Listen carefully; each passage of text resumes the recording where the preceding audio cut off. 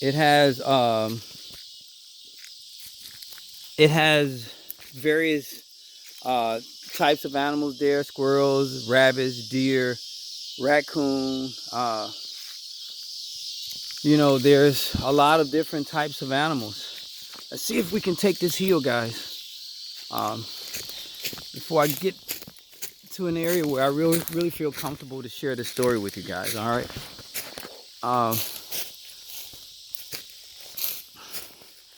Let's see if we can make this hill. This is kind of tall, but it wouldn't be an adventure if we didn't take a hike in. All right. So, all right. Now we're atop the hill.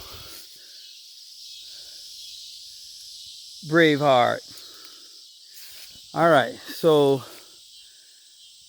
yes, guys. I've been wanting to share this story with my listening audience. We are growing, and all you guys are gonna grow with me. I'm thankful for all my subscribers and what little support that I do get. I pray for you guys. God bless you, keep you, protect you. So much is going on, but we got to continue in love and peace, and just help each other as we see fit. All right. But as I was sharing with you guys, because I want to get out of here before it gets too dark, because shadow hour period is about to set in. So it was maybe about 2 or 3 o'clock in the morning, and I was just laying there, just not too long, been in the bed, maybe in an hour or so. I've been in bed and just relaxing. And that area is about a mile off the road, 2 miles off the road.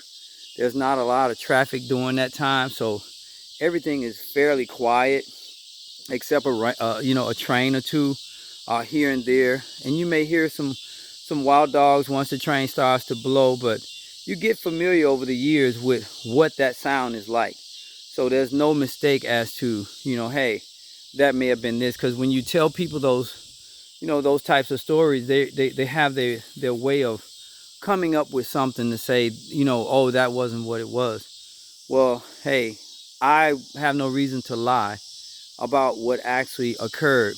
I'm laying there. It's nearly 3 in the morning or so, 3 past mid shadow hour. And I'm, just not thinking about nothing of that nature. And the distance from the house to that wooded area is probably, I would say, near half a mile. All right.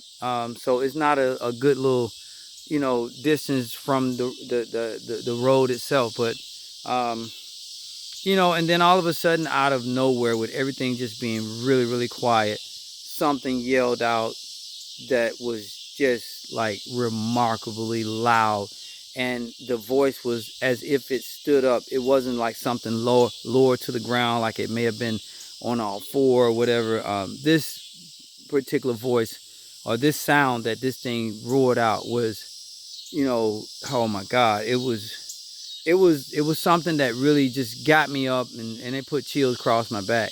And I actually got up and went to the door, walked out into the yard, as this thing had already roared. Just scared me on, oh my God, it was just unreal how loud this thing was. So I knew it was close. It was right behind the house. And I got up and walked out into the field from behind the house, and I fired off about 5, maybe 6 shots from a particular weapon that I own. And and just rushed back in the house. It wasn't like I just stayed there to try to wait if it's gonna come out or come raging toward me or whatever the case was, because it was scary. But I didn't want it to get any closer, so that was the reason why I got out got out the house and walked toward the woods, and made those shots to let whatever it was know that, hey, there's somebody that's living here. And I think it really wanted me to know, that it does exist, because the way it roared.